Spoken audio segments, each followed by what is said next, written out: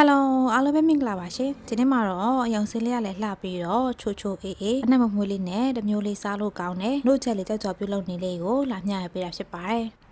ပထမဆုံးတာကူကြိုပေးရန်အတွက်ပွက်ပွက်ဆူတဲ့အိုးထဲကိုတာကူဆက်ခေခွဲတစ်ပတ်စာလောက်ကိုထည့်ပြီးတော့တမတော့အောင်ငွေထားပေးလိုက်ပါတယ်ဒီနှုတ်ချက်လေးကြောက်ကြော်မှာဖြူဝတာကူပြုတ်လေးထည့်ထားတယ်ပေါ့နော်ဒီနေရာမှာတာကူပြုတ်ကမရှိရင်မထည့်လည်းရပါတယ်ရှင်ပြီးရင်တော့သူ့ကိုဖုံးလေးအုပ်ပြီးတော့15မိနစ်လောက်မီးလဲလဲနေချလေးနဲ့ပြုတ်သွားပေးလိုက်ပါမယ်တာကူပြုတ်ထားရင်းနဲ့ဖြူကဂျယ်ရီလုံးလေးတွေကိုအခုလိုမျိုးလေးကြောက်ကြော်ထည့်မဲ့ခွက်လေးထဲကိုစစ်စီရည်လေးထည့်ပေးလိုက်ပါတယ်ဒီနေရာမှာဒီလိုမထည့်ပဲအတုံးလေးတွေလှီးပြီးတော့ထည့်မယ်ဆိုလည်းရပါတယ်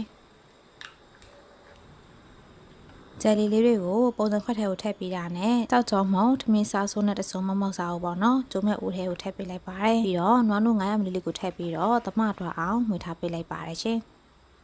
ဒီမုတ်လေးရဆိုလို့ရှိရင်ရေခဲတာမှာထည့်ပြီးတော့စားရင်တော့ပို့ပြီးတော့စားလို့ကောင်းပါတယ်ချိုချိုအေးအေးလေးပေါ့နော်နက်လေးရဆိုလို့ရှိရင်မှွေးနေရောပဲပြီးရင်တော့ဒီနွားနို့နဲ့ကြောက်ကြောမုံကိုခဏလောက်နှက်ထားပေးလိုက်ပါမယ်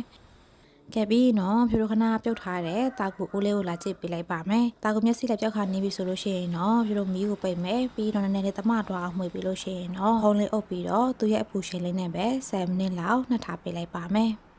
ဖြူနှက်ထားလိုက်တာ7မိနစ်ပြည့်တော့ပြီဆိုလို့ရှိရင်တော့သူ့ကိုရေနေလောက်စိတ်ချပြီးလို့ရှိရင်နော်ရေစစ်ထားလိုက်ပါမယ်နော်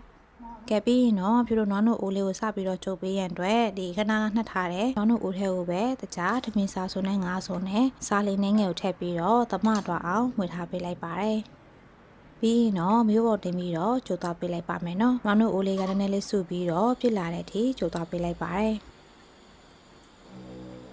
ကဲဖြူတို့ကြိုသွားပေးလိုက်တာနွားနို့အိုးလေးကနည်းနည်းလေးစုပြီးတော့ပြစ်လာပြီဆိုလို့ရှိရင်တော့ခဏကရေဆေးပြီးတော့ရေစစ်ထားတဲ့တာကိုထည့်ပေးလိုက်ပါမယ်ပြီးရင်တော့တာကူနဲ့တမတော့အောင်ပေါ့နော်နည်းနည်းလေးမှွေသွားပေးလိုက်ပါမယ်ရှင်10မိနစ်2မိနစ်လောက်ပေါ့နော်ကြိုသွားပေးလိုက်ပါတယ်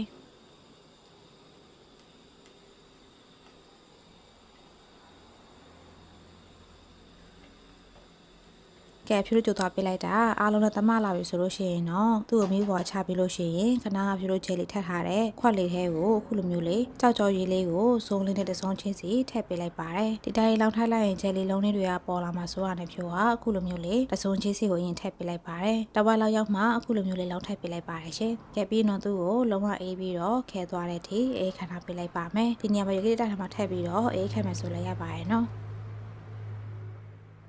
ကဲဖြူတို့အေးခံထားလိုက်တာလုံးဝအေးပြီးတော့ခဲလာပြီဆိုလို့ရှိရင်တော့အခုလိုမျိုးလေးခွာပေးလိုက်မယ်ပေါ့နော်ခွာနဲ့မကတ်ရအောင်ပြီးရင်တော့ပြေထုတ်ပြီးလို့ရှိရင်ကိုစိတ်ကြိုက်တုံကြီးသေးကိုလှည့်ဖြတ်ပြီးလို့ရှိရင်တော့တောက်ဆော့နိုင်ပါပြီရှင်ကဲခုဆိုလို့ရှိရင်တော့ရောင်စင်းလေးလည်းအရန်လှပြီးတော့ချိုချိုအေးအေးအနက်မမွေးလေးနဲ့အရန်ကိုစားလို့ကောင်းတယ်ဖြူတို့ရဲ့နှုတ်ဂျယ်လေးကြောက်ကြောက်အေးအေးလေးကတော့စားဖို့စတဲ့ဖြစ်နေပါပြီရှင်ဒီမုတ်လေးတော့ဖြူအိမ်မှာခဏခဏလောက်စားဖြစ်ပါတယ်လုံနေလေးလည်းလွယ်ကူပြီးတော့စားလို့လည်းကောင်းတာမို့ဒီဗီဒီယိုလေးကအားလုံးအတွက်အဆင်ပြေမယ်လို့မျှော်လင့်ပါတယ်ရှင်ဒါဆိုဖြူရဲ့နောက်ဗီဒီယိုအသစ်တွေမှာပြန်ဆောင်ကြမယ်နော်အားလုံးဘိုင်ဘိုင်